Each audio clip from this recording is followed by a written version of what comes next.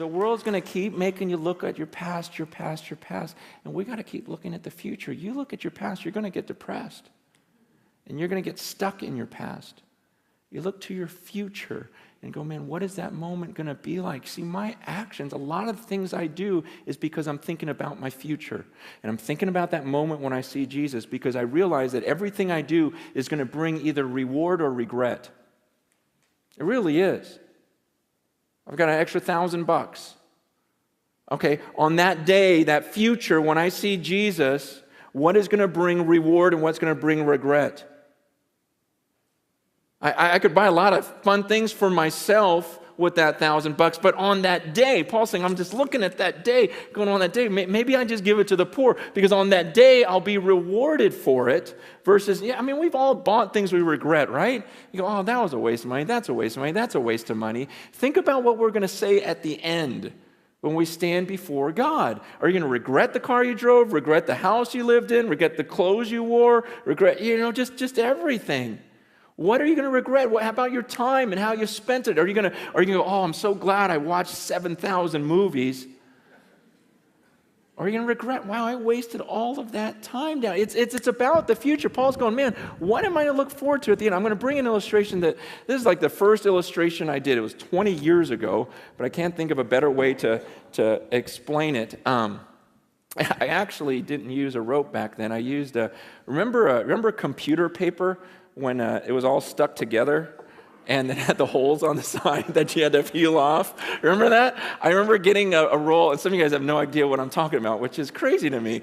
But because that was the best, and it never worked right because of the rolling things. But I remember being a youth pastor, and I put that computer paper all the way around the room, and but I'm going to use a rope now because I can't find that computer paper.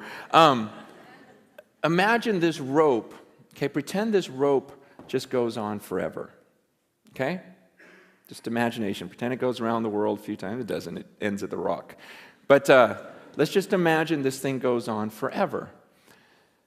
Now imagine that this rope is a timeline of your existence.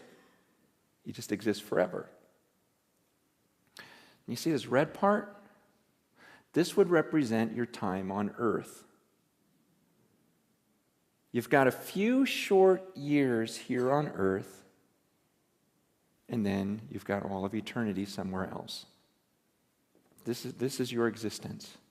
And what blows me away is some of you, all you think about is this red part. It's all you think about. You're consumed with this. You go, oh man, I can't wait till here. I'm going to work hard. I'm going to save so I can really enjoy this part right here. And you're consumed with that. And you're thinking, oh man, am I going to get to travel? Am I going to eat well? Am I going to do this during this part? And I'm like, are you kidding me? What about this?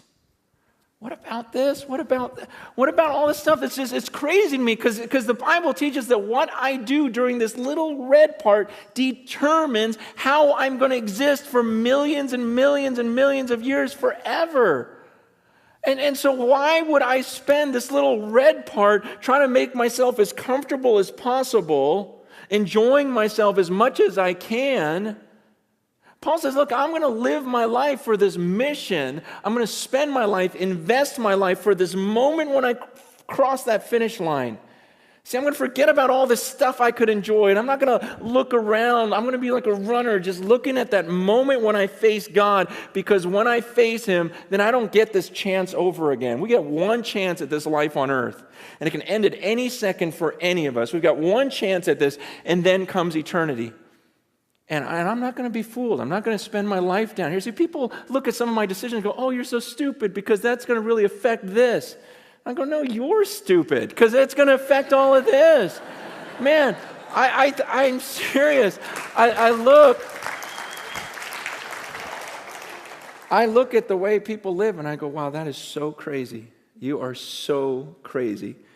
You're going to do that right now, just to enjoy right now, not even knowing if you have tomorrow, and you think that's smart and that I'm dumb? It doesn't make any sense. Paul goes, I'm not going to look around at all this stuff. And it's tempting. It's tempting to all of us. That's what I'm saying. Down here, it's crazy because everyone lives that way. Everyone lives for the red part. No one's thinking about the millions of years afterwards. It's this crazy deception that we can't get out of our minds. And Paul goes, I'm not doing that. He goes, I keep my eyes on that. I keep my eyes on that finish line, and I'm going to forget what's behind me. I'm not looking around. I'm straining. He goes, I'm straining forward. I'm like stretching forward for that mark. I'm going to pass this thing. I'm going to live this out, and I'm going to face him. I'm going to come before the judges, and he's going to hand me that trophy. He goes, I'm going to get it. And I haven't gotten there yet. He goes, but you better believe I'm using every muscle, exerting every bit about me, because I'm going to pass that line well.